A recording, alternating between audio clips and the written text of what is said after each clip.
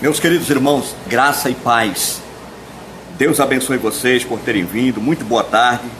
Que a graça do nosso Senhor e Salvador Jesus Cristo esteja com você, com a sua casa, com a sua vida. Receba o nosso abraço. Você é muito bem-vindo a este encontro semanal aqui na Casa de Deus. Eu aproveito a oportunidade para convidar todos os irmãos para fechar seus olhos, para a gente conversar com Deus e iniciarmos aqui a nossa escola bíblica. Queremos, meu Deus, em nome de Jesus, fundamentar a nossa vida sobre a Tua Palavra. Esta Palavra que tem sido lâmpada para os nossos pés e luz para o nosso caminho. Nós Te louvamos pela oportunidade de estarmos juntos aqui na Tua casa. Eu oro que o Teu Espírito Santo fale através de mim. Comunique a Tua Palavra, meu Deus, os Teus desígnios, as Tuas revelações à Tua casa, à Tua igreja nesta tarde. Eu oro por aqueles que ainda estão em trânsito vindo à Tua casa, que sejam trazidos em segurança. E oro por todos aqueles que nos acompanham através do Facebook, aonde quer que eles estejam, que a Tua Palavra, que a Tua bênção os alcance, de forma poderosa os abençoe e também a sua casa. Nós oramos, meu Deus, pelo culto da noite. Estaremos, meu Deus, participando da Santa Ceia do Senhor. É um momento único, especial para todos nós, os Teus filhos, que reconhecemos o valor, meu Deus, o valor deste momento, o valor deste sacrifício. Nós oramos em nome de Jesus. Amém e graças a Deus. A Bíblia, como nossa regra de fé e prática, ela nos ensina que existem coisas que são chamadas coisas vergonhosas. Irmão Isaías, eu nunca ouvi falar dessas coisas vergonhosas na Bíblia. Pois você vai ouvir hoje. Abra a sua Bíblia na primeira carta de Paulo aos Coríntios. E nós vamos estudar algo que eu, por experiência, posso te garantir que é um tema que é muito pouco provável que você tenha ouvido ou tenha sido instruído tão claro e objetivamente como você será hoje. Portanto, preste muita atenção, porque, irmãos, a Bíblia, ela por si só se explica. Porém, é necessário que para que você compreenda, para que você entenda, você precisa ter o seu coração aberto. Você precisa ter a sua mente aberta. Você precisa abrir.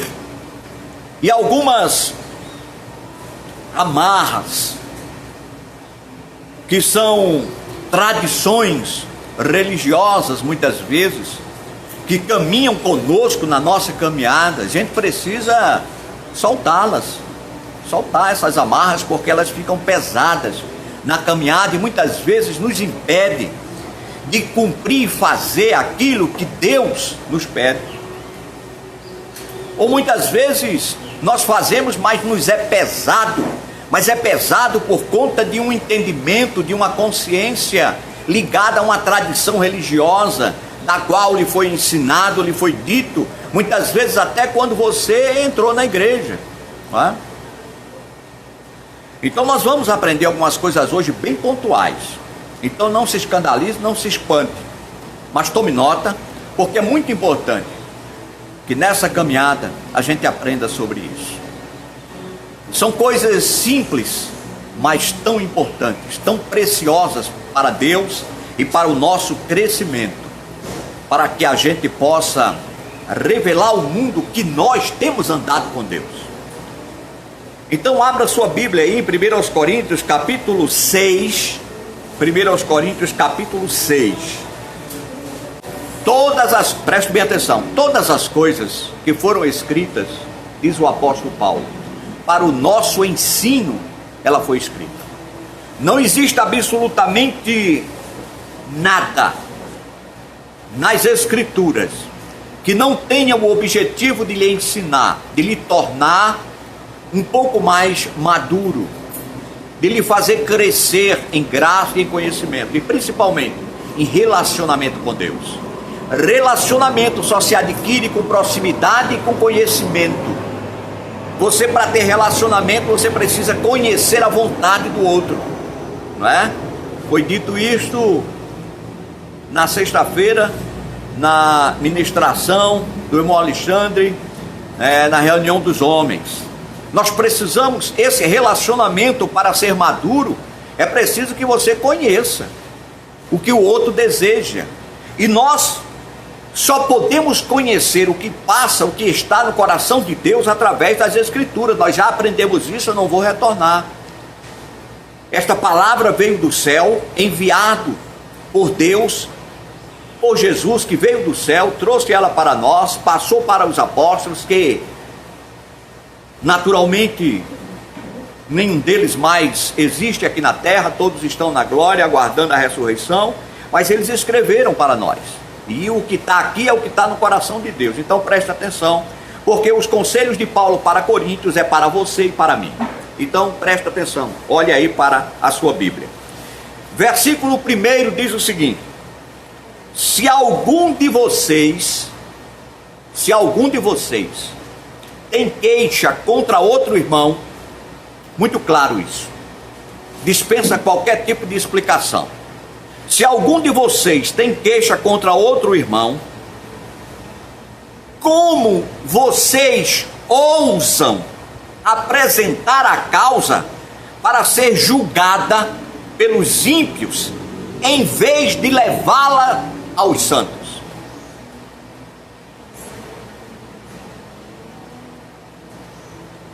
Claro demais, claro, límpido, transparente. Se eu tenho uma queixa contra o irmão Alexandre, e nós não temos, graças a Deus, mas se eu tenho uma queixa contra Alexandre, como exemplo, o apóstolo nos pergunta: como é que você ousa? Como é que você tem coragem? E eu vou explicar porque ele disse isso. Como você tem coragem de levar essa queixa que você tem contra o seu irmão? Como é que eu, irmão Isaías, tenho coragem da minha queixa contra Alexandre? Problemas de pode ser de diversas áreas da vida, não é? Mas como eu tenho um problema com ele, e o meu problema com ele, ao invés de eu resolvê-lo aqui, na casa, na família, somos uma família, sim ou não? Sim. Como eu tenho uma causa, uma queixa contra Alexandre, e levo essa queixa, como diz o apóstolo, para os ímpios, para ser julgada pelos ímpios, e não levá-la para os santos, ou seja, na casa de Deus, aqui dentro, e resolver. Você deve estar entendendo isso aí, Isaías. De fato, eu não havia pensado por esse aspecto, não é? Porque qualquer problema que nós temos, a justiça dos homens, não é? Ela está aí para nos ajudar a dirimir, resolver, não é? Porém, existe uma grande diferença entre vocês e o mundo. Qual é a diferença, irmão Isaías? Total. Vocês estão no mundo, mas agora vocês não pertencem mais ao mundo. Vocês têm um destino, sim ou não? Nós estamos caminhando nesse caminho estreito em direção a um lugar. Eu estou aqui ainda, mas não pertenço mais aqui. Por isso que as minhas questões, os meus problemas, eles devem ser resolvidos aqui. Continuando, versículo 2: vocês não sabem que os santos hão de julgar o mundo? Se vocês hão de julgar o mundo, e aí Paulo está falando aqui, não é? Paulo está falando daquele grande dia, quando nós, junto com os anjos, julgaremos. Vocês não sabem que os santos hão de julgar o mundo? Se vocês hão de julgar o mundo, acaso não são capazes de julgar as causas de menor importância? Aí Paulo faz aqui uma comparação e mostra o valor. Ora, se vocês vão se assentar com Jesus para julgar o mundo, que são causas importantes, vão decidir destinos, será que não há ninguém aqui dentro capaz de resolver causas menores? Será que eu preciso levar a minha causa de Alexandre lá para o delegado lá de Piedade?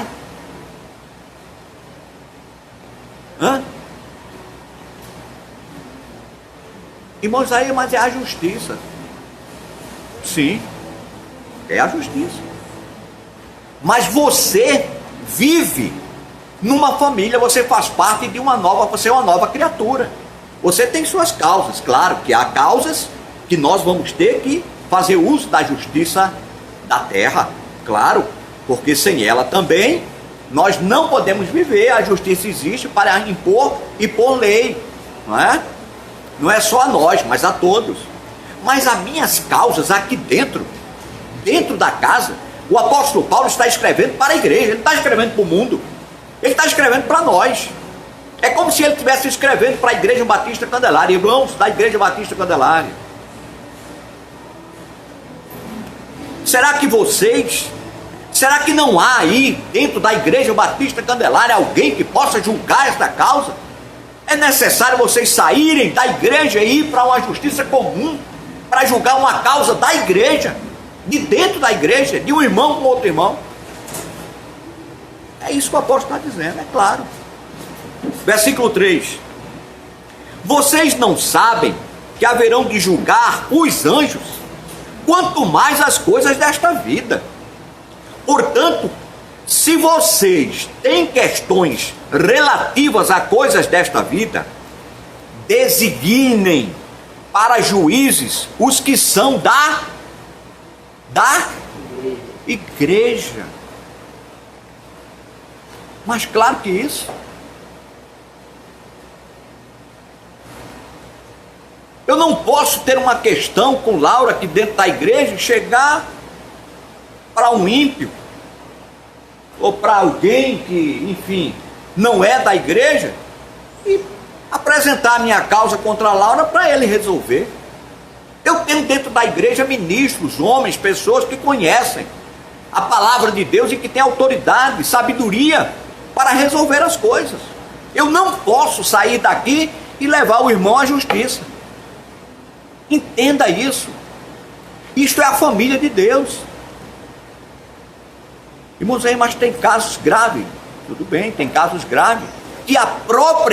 Que os próprios juízes da igreja vão dizer que o caso merece a intervenção. Mas como eu tenho coragem, o apóstolo Paulo diz, como é que vocês ousam? Nem na igreja vocês levantam ou constituem alguém para resolver, já sai e já vai para os juízes levar. Continuando, diz assim, digo isso para envergonhá-los. Acaso não há entre vocês alguém suficientemente sábio para julgar uma causa entre os irmãos? Entendeu, irmãos?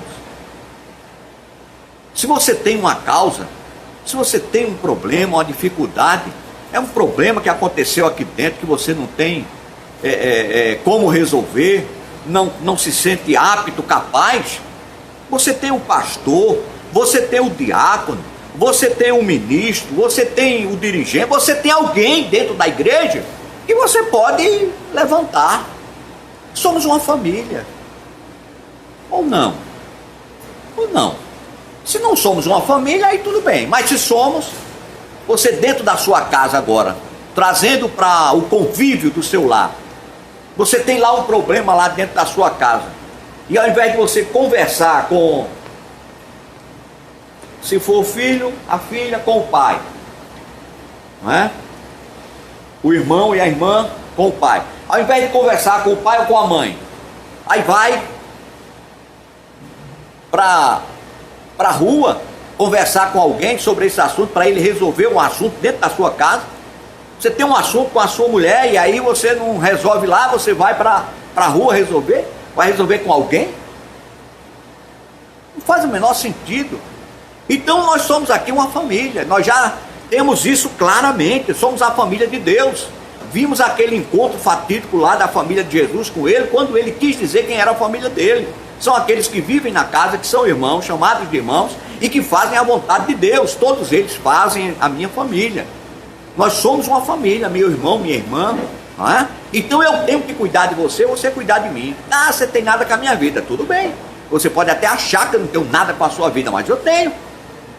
Eu me preocupo com você, né? E você deve se preocupar comigo. Ah, não tenho nada a ver com a vida do irmão Isaías, ele estava por ali, olha, lutando para torar. Não, tem sim, tem a ver com a minha vida.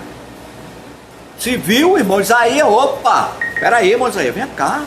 Meu amado, o que é que está vendo? Não, você tem nada com a minha vida, eu nunca vou dizer isso. Se eu disser, pode botar a mão que está desmantelado mesmo. E orar com força. Mas nós temos sim que nos importar uns com os outros. Nós temos sim que nos importar uns com os outros. E olha só o que é que ele diz aqui para encerrar. Mas ao invés disso, um irmão vai ao tribunal com outro irmão, e isso diante de quem? Como é que diz aí?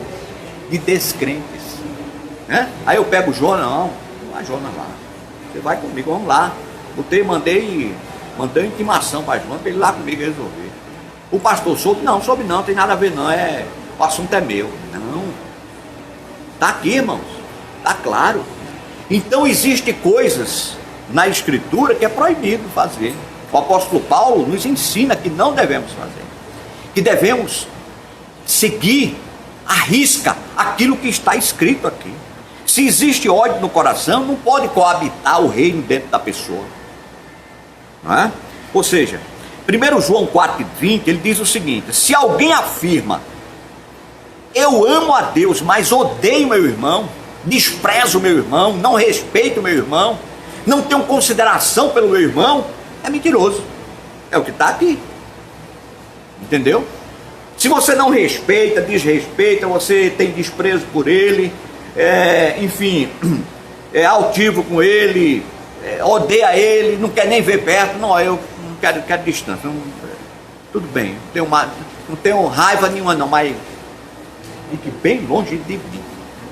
Eu não quero nem ver, porque quando eu vejo, chega aquele negócio, vem em mim assim. Um coração dessa natureza, com esse sentimento, não é um coração transformado. É um coração que precisa ser transformado. É uma pessoa que ainda precisa ser modificada. Você não pode ter esses sentimentos. O crente não pode odiar outra pessoa. É proibido terminantemente o cristão odiar outro. Eu tenho ódio. O cristão não pode ter esse ódio. Você pode se revoltar, você pode se indignar, mas você não pode ter ódio. Por quê? Porque esse sentimento de ódio, ele pertence ao diabo. É um sentimento que vai formar no seu coração uma plataforma firme para o diabo ficar em pé dentro de você.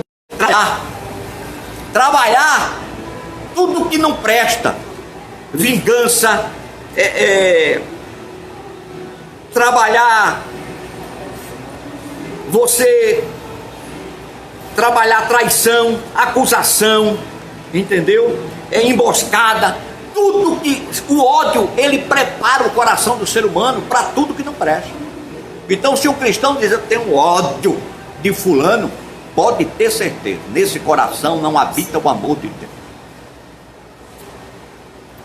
Pode ser uma força de expressão, bom, aí eu não vou no coração, só quem vai no coração é Deus.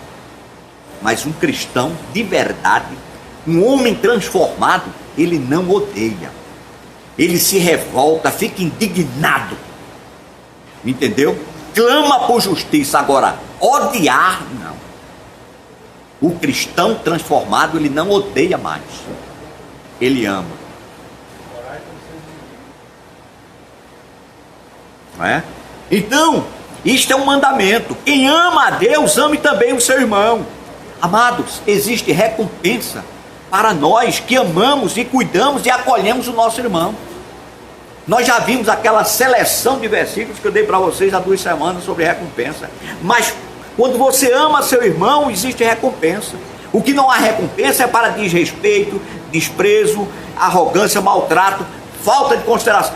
O que não existe recompensa é para isso, de Deus. Mas existe recompensa para quem acolhe, para quem ama. Abra sua Bíblia aí em Mateus capítulo 25. Mateus capítulo 25. Laudenor Duarte, a paz do Senhor, meu irmão. Direto da Paraíba, de João Pessoa. Muito bem, querido. Eita, quanta gente linda. Marta Cabral, Deus abençoe. Diana, tá na Paraíba, Diana? No sertão ou tá aqui? Muito bem. Mateus 25, 34 diz o seguinte. Mateus 25, 34. Ô Virna, tá comigo? Então leia o 25, 34.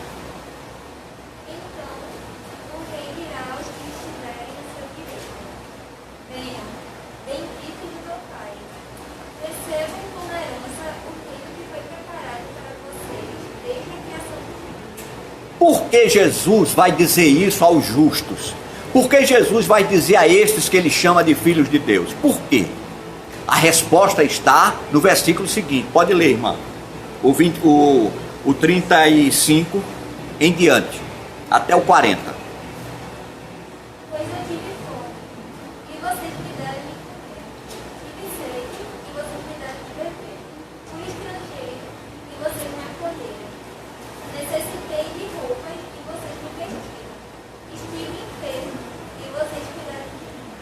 Estive preso, e vocês me visitaram.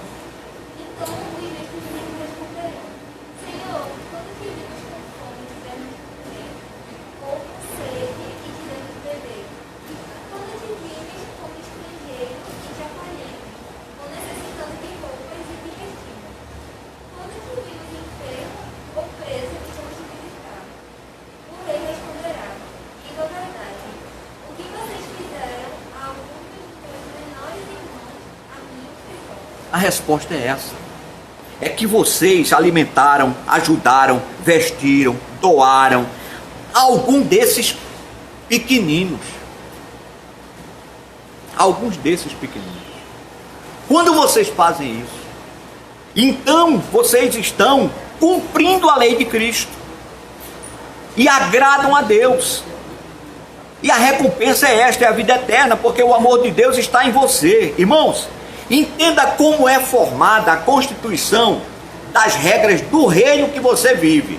Desse reino que você entrou, que Nicodemos recebeu a orientação de Jesus, nascer de novo para poder entrar no reino de Deus. Esse reino que você entrou. Entenda como é que funciona aqui a constituição dessas regras. Eu vou fazer aqui uma analogia e vocês aqui vão entender. Alguém poderia dizer em poucas palavras, nas suas palavras, o que significa embaixador? Você não, Eli, porque você sabe demais. Embaixador, representante dos estudantes ali. Pedir auxílio aos estudantes. O que vocês pensam ser um embaixador?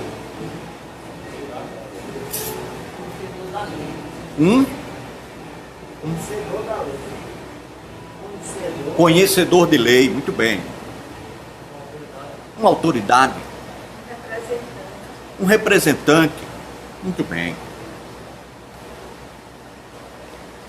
Nós temos, todos nós somos embaixadores, mas eu vou dar um exemplo aqui, como nós temos aqui um embaixador do povo de Jaboatão. Sim ou não, Odiel? Sim. Por quê? Porque Odiel é vereador. Ele é o vereador de Jaboatão. Ele é um embaixador do povo de Jaboatão na Câmara dos Vereadores. Ele representa o povo. Agora deixa eu ler para vocês a descrição que dá o dicionário sobre embaixador. Presta atenção, anotei aqui, olha. Categoria mais importante, grau mais elevado de quem representa diplomaticamente um Estado junto a outro Estado ou junto a um órgão internacional. Representante diplomático, ele é um cooperador do seu país, um cooperador do seu presidente, do seu rei.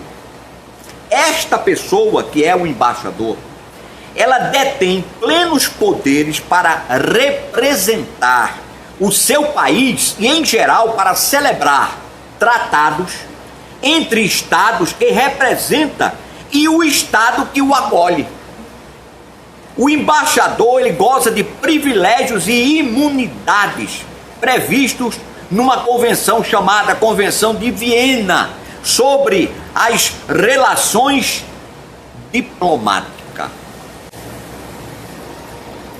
Então, alguém que é representante do Brasil, ele é investido de autoridade para realizar tratados e acordos em outro país em nome do seu país.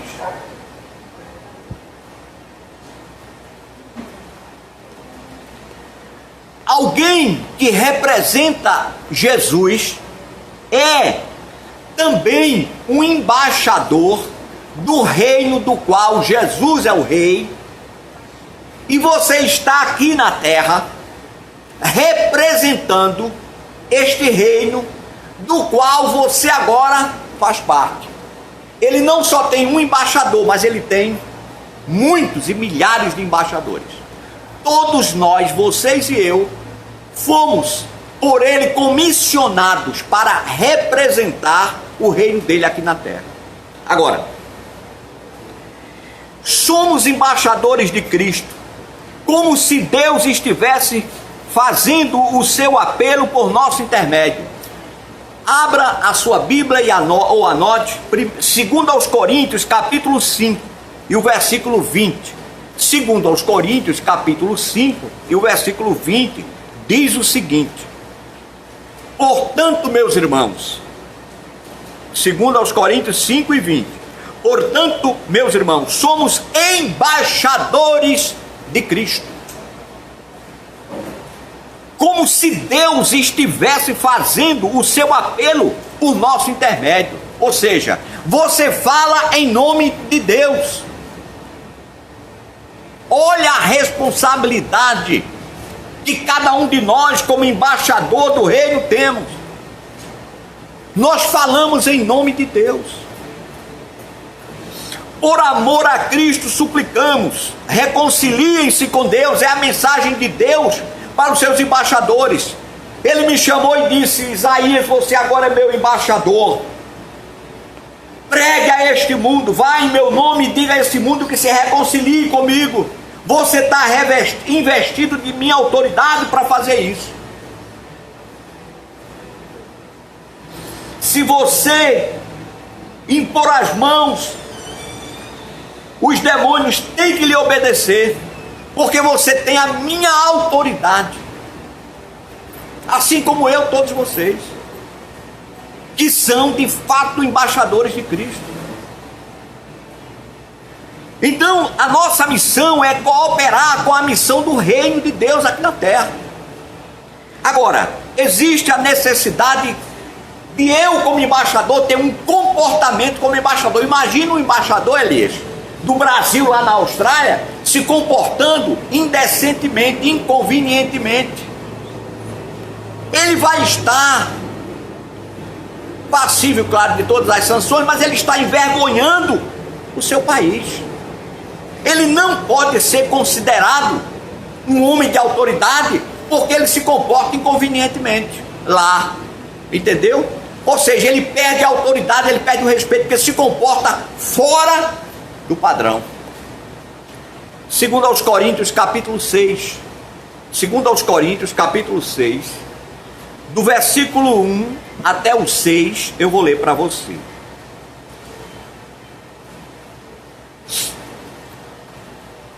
como cooperadores de Deus, insistimos com vocês para não receberem em vão a graça de Deus.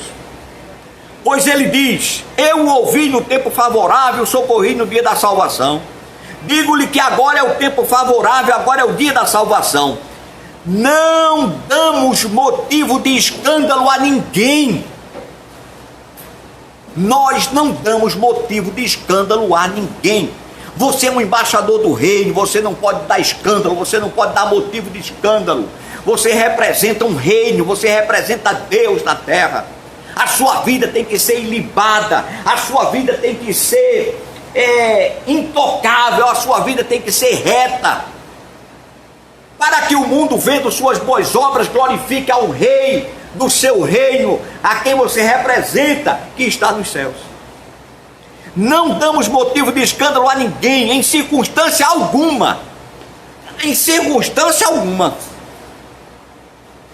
Confusão. Mas o cristão está ali no meio, o representante de Deus, o embaixador. Ele se comporta convenientemente, com sabedoria e autoridade, e não dá escândalo a ninguém. Não. O cristão não. O representante de Deus, o embaixador, não. Ele pode estar onde tiver, a situação piorou, apertou, ficou, o negócio ficou, fedeu, como diz o Matuto. Mas ele mantém a sua postura de embaixador. Ele não pode dar chilique ali. Ah, meus direitos. Seus direitos, eles serão reconhecidos, porque acima de você e de qualquer pessoa está aquele que lhe outorgou autoridade para ser representante dele. Então, você não dá escândalo a ninguém, em circunstância alguma. Para quê? Para que o nosso ministério não caia em quê? Em descrédito. Entendeu, irmão? A responsabilidade é grande. Mulheres, vocês, homens, vocês, jovens, vocês, não podem. Falhou ali, falhou acolá, enfim. Vamos considerar. Todo mundo falha, de vez em quando a gente diz o que não deve dizer, né? Mas o cristão, ele tem que estar seguro. E é para isso que vocês estão aprendendo a palavra. Para quê? Para se manter seguro no momento da adversidade. Opa, peraí, eu sou um representante de Deus, eu não posso entrar na turma não. Todo mundo foi, mas não é comigo, nem assim não, porque comigo é diferente. Comigo eu tenho alguém por mim. Eu não vou estar com a multidão feito boi, todo mundo foi, eu vou. Não. É aqui, ó. O que me rege é outra coisa. A não ser que você está perdido, não sabe a sua identidade, não sabe quem é você é qualquer um, é com todo mundo, é dali, é dalém. Ou seja, você não tem sua identidade definida, quem é você. E tu não vai não? Não. Mas por que não? Porque não for para mim, não funciona assim não. Ou seja, eu sou diferente. Você está entendendo, irmão? Então, para quê? Para que não caia em descrédito o nosso ministério, pelo contrário. Não é? Agora, seria correto eu fazer a seguinte afirmação: se eu fizer bem aos meus irmãos, me comportar convenientemente como embaixador e tudo, eu estou agradando a Cristo? Estou fazendo qualquer coisa que eu fizer pelos meus irmãos, como disse Jesus, vocês estão fazendo a mim? Então, se qualquer coisa de bem ou de boa que eu faça para os meus irmãos, estou fazendo para Cristo, eu posso deduzir que se eu também fizer o contrário, eu também estou fazendo do mesmo jeito para Cristo. Se eu fizer o mal a Alexandre, eu estou fazendo mal para ele não. Eu estou fazendo a Cristo. Ele disse: se fizeres mal a ele, a mim. Se fizeres bem a ele, a mim me fazes. Se fizeres mal a ele, a mim também estás fazendo. Entendeu, irmãos? Como é a convivência, nós não podemos fazer mal a nossos irmãos. Meus irmãos, nós só temos que amar os nossos irmãos. É amor. É de manhã, de tarde, de noite, amor. Não é brinquedo não. É simpatia, é carinho, é atenção, é proteção, é zelo, é cuidado. Se vira, o problema é dele. Não, irmão, não é assim não. Não funciona assim no reino de Deus. No reino de Deus é diferente, somos uma família. Se Elias está com problema, o problema dele passa a ser meu também. Eu estou lá, eu vou dividir com ele. Entendeu? Eu estou dentro, não fujo não. É assim que o cristão tem que fazer. Irmão, mas eu não posso fazer nada. Não pode? Pode, todo mundo pode fazer alguma coisa. Você pode ter que estar junto, dar um abraço, apertar a mão e orar por ele. Mas você tem que estar junto. Você não pode se eximir, fugir, se esconder. Não, você tem que ir para cima. Entendeu? Então, se eu fizer mal a ele, a qualquer um dos meus irmãos, estou fazendo a Cristo também. Agora, para que não reste nenhuma dúvida, o próprio Jesus diz o seguinte. Mateus 10, 40 a 45. Eu leio para você. 40 e 45 eu leio. É Mateus 10, 40 e 45. Ele diz assim, ó. Quem vos recebe, a mim recebe. E quem me recebe a mim, recebe o que me enviou. Se alguém der, mesmo que seja apenas um copo d'água fria a um desses pequeninos, porque ele é meu discípulo, eu lhe asseguro que não perderá a sua recompensa. Olha que coisa linda, irmão. Veja o que é que Deus faz. Então, eu pergunto, você está aprendendo a tratar os seus irmãos? Você está aprendendo a conviver com eles? Sim, estou, irmão Isaías. Bom, você está aprendendo a como conviver com os irmãos dentro da casa de Deus, enquanto nós estamos nesse caminho. Aprendeu o que deve fazer e está vendo aqui o que também não deve fazer. Você está aprendendo. Agora, o que eu vou dizer aqui a você agora, e dá tempo, não vou terminar não, é como você tratar e se comportar com aqueles que não são de dentro da igreja, são de fora. Por quê? Porque você vive no mundo, você está aí com todo mundo, não é? Você trabalha com muita gente, você trabalha fora, você trabalha com outras pessoas, você convive, né? Todo mundo tem aí suas atividades e convive com pessoas que não são da igreja. E a Bíblia lhe orienta como você deve se comportar lá no seu trabalho, na sua faculdade, na sua Câmara de Vereador, né? Lá no seu quartel, quer dizer, não é mais, mas é. Lá na Copergás, Minas Gás, troquei os nomes, Copergás, né?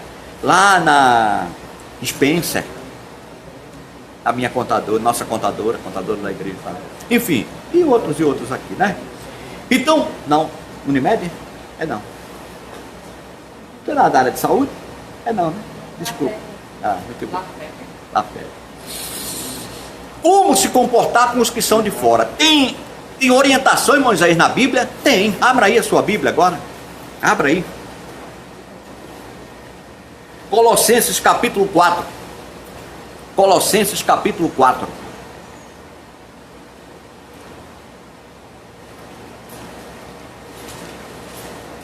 Você tem um novo coração, você nasceu de novo, tem uma nova vida. A vida que você agora vive, não vive mais na carne, mas você vive no Filho de Deus. Cristo vive em você, vive em mim, através do Espírito Santo. E Deus nos orienta como nos posicionar diante das pessoas. Colossenses capítulo 4, versículo 5. Renata, está comigo? Colossenses 4, 5, então leia, por favor. Sejam sábios no modo de agir com os que são de fora, e aproveitem bem o tempo. Sejam sábios no procedimento com os que são de fora. Sejam sábios. E aproveite ao máximo todas as oportunidades que vocês tiverem de fazer o bem, de pregar a palavra. Aproveite as oportunidades, não deixe. O apóstolo Paulo faz questão de dizer: aproveite todas as oportunidades. Ele diz: aproveite ao máximo. Qualquer oportunidade, por menor que seja, faça o bem. Isto quer dizer que você não pode perder nenhuma oportunidade que Deus lhe dá nessa vida, de manhã a de noite, de fazer o bem às pessoas, de falar do amor de Cristo, de ajudar, dar uma palavra de consolo, amparar, socorrer, ajudar, dar um apoio, uma roupa, um dinheiro, uma comida, uma indicação, uma ajuda, uma orientação, uma consultoria. Você não pode perder a oportunidade. O apóstolo diz assim: enquanto você tiver a oportunidade, faça. Não perca nenhuma oportunidade, aproveite ao máximo. Ainda em Gálatas capítulo 6, versículo 10, ele diz assim, olha: portanto, meus irmãos, 6 e 10 de Gálatas, enquanto tiver oportunidade, façamos o bem a todos. A todos. E aí ele faz uma ressalva aqui, né? Vocês já leram aí, né? A ressalva, né? Especialmente aos da família da fé. Mas ele diz que se tivermos oportunidade, façamos o bem a todos. Todos. Seja bom para todas as pessoas. É para o mendigo, para aquela senhora pobre, criança que não tem o que pode, o que deseja. Se você fizer isso, afirma a palavra de Deus, o Senhor vai te retribuir. O Senhor vai te retribuir. Vai, irmão, vai. Porque o próprio sábio Salomão, em 17, versículo 17, o capítulo 19 de Provérbios, ele diz o seguinte: aquele que trata bem aos pobres, empresta ao Senhor. Se você trata bem aos pobres, cuida daqueles que não têm, você está emprestando ao Senhor. E Ele o recompensará. Está escrito aí no versículo 17 e 19 de Provérbios. É muito vibrante essa afirmação, sabe, irmão? Você saber que você está fazendo a vontade de Deus e que diante de Deus você está sendo visto, está sendo olhado e Deus está te aprovando. A aprovação de Deus é a melhor aprovação que qualquer ser humano pode ter. A aprovação de Deus. Ah, irmã, ela não aprovou, irmã, ela não gostou do que... Se Deus te aprovou, não importa que alguém te desaprove. O importante é que Deus te aprovou. E quando Deus aprova, irmãos, fica registrado.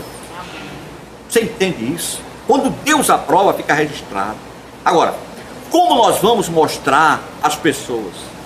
Como nós vamos mostrar essas pessoas? Como nós vamos lidar com essas pessoas? Aproveitando as oportunidades, sendo sábio nas oportunidades. Mas tem mais algum detalhe, irmãos? Tem. Detalhe, mas detalhe mesmo. Abra aí sua Bíblia. Filipenses capítulo 2, versículos 15 e 16. Filipenses 2, 15 e 16. Olha o detalhe.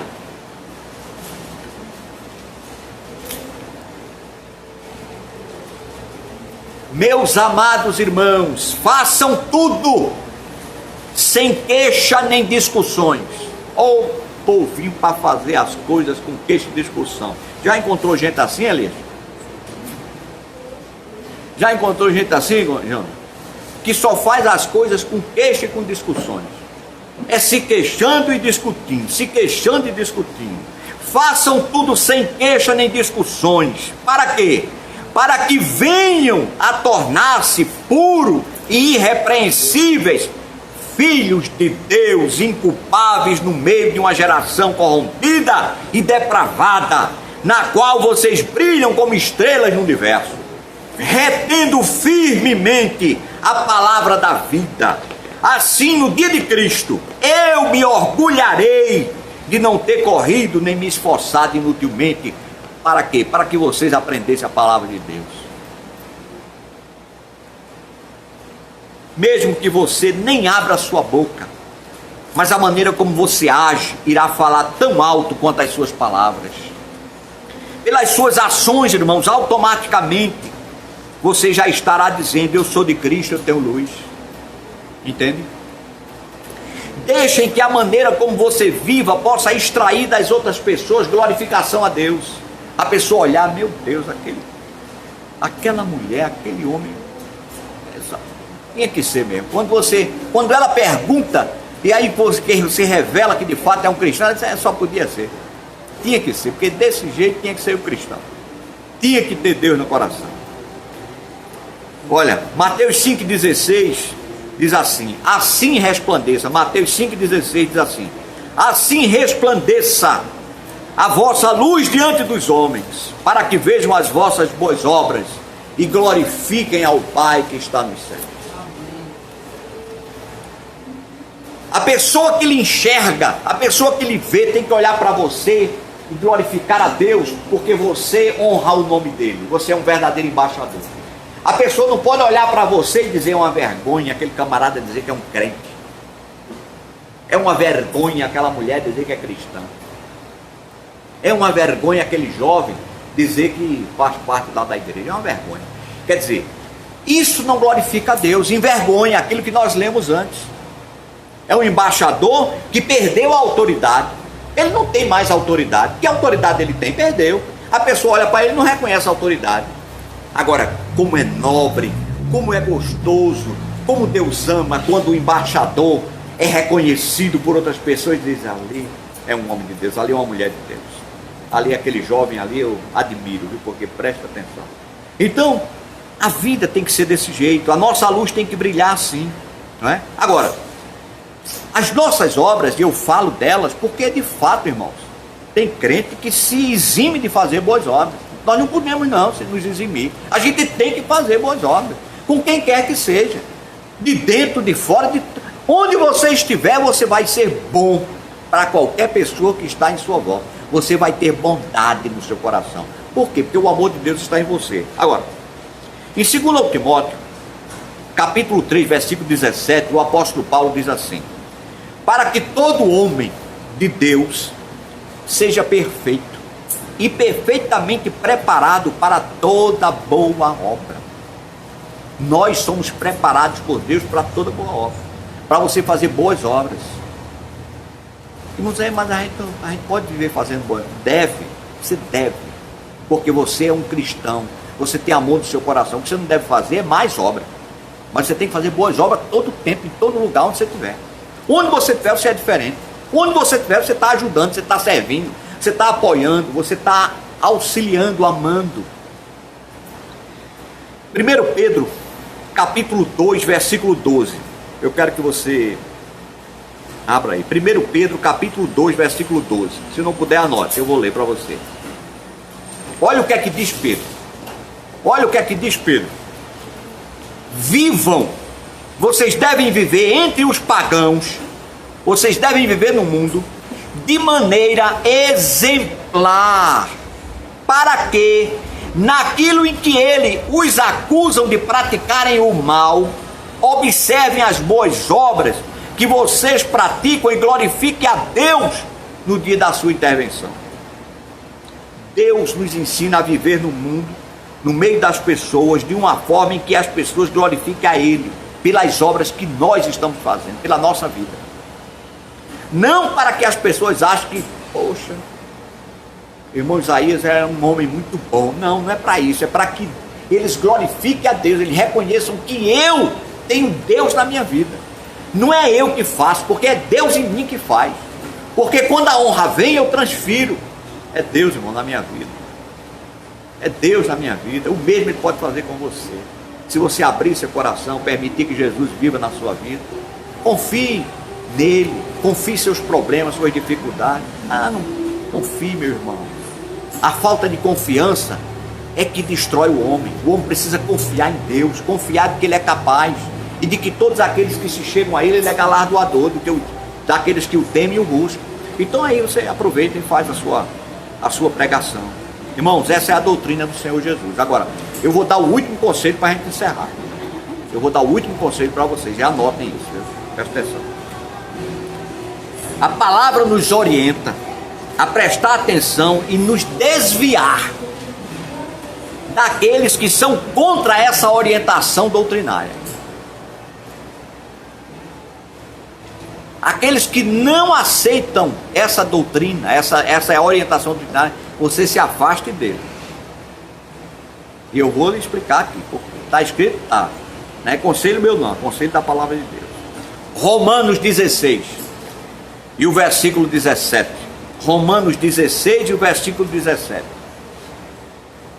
Diz o seguinte: rogo-vos, irmãos, que observem, que vocês notem bem os que promovem dentro da casa do Senhor, dentro da igreja, escândalo, dissensão, contra essa doutrina. Está escrito aí na sua Bíblia. Contra essa doutrina que você está aprendendo. Está escrito aí, que você aprendeu. Desviai-vos deles. É o conselho. Por que, irmão Isaías? A gente não tem que, ir buscar aqueles que estão desviados, perdidos. Tem. Aí eu vou lhe dizer por quê, tá? A resposta está no versículo seguinte. Anote, o 18. Porque os tais... Por que devo me desviar? O apóstolo Paulo diz, sabe por quê? Porque os tais não servem a Cristo nosso Senhor, mas somente aos seus interesses. E eu e você aqui, a gente não busca mais os nossos próprios interesses, mas cada um o que é dos outros. Ou seja, o meu interesse não é mais meu, é dela, é o dela. é o de Laura, é o de Zé, é o de Elisa, é o de Odiel, né? É o de Amara. Enfim, os meus interesses não são mais os não. Tem que puxar para a minha sardinha, né? Tem que puxar a sardinha para mim.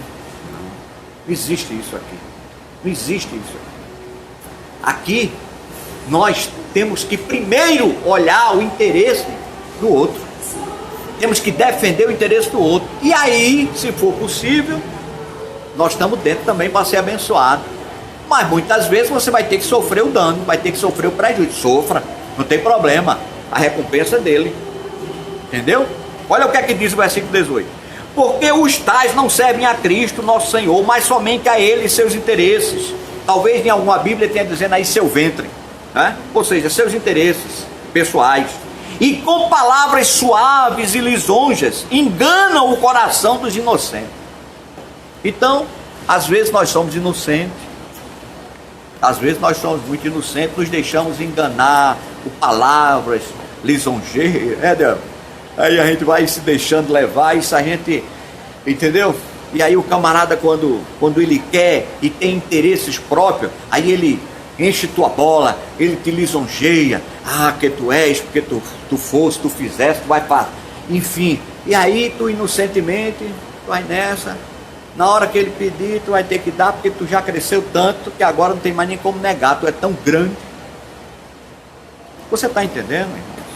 Então, a minha expectativa é que você, ao sair daqui por aquela porta, você diga: meu Deus, hoje eu sou um crente melhor. Eu estou um cristão mais maduro.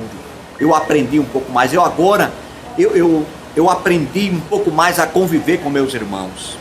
Eu me sentia muito afastado, deslocado, mas eu sei, eu preciso estar mais junto mesmo. Meu irmão, então que o Senhor te abençoe, que o Senhor te guarde. Que o Senhor faça resplandecer o seu rosto sobre ti. Que o Senhor sobre ti levante o seu rosto e te dê a paz. Amém? Amém.